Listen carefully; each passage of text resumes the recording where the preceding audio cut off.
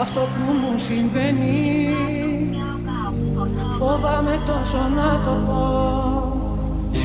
Καρδιά μου πληγωμένη, ας είναι αλήθεια αυτό που ζω.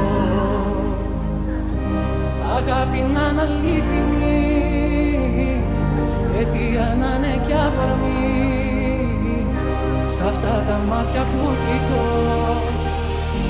τον έρωτα να βρω.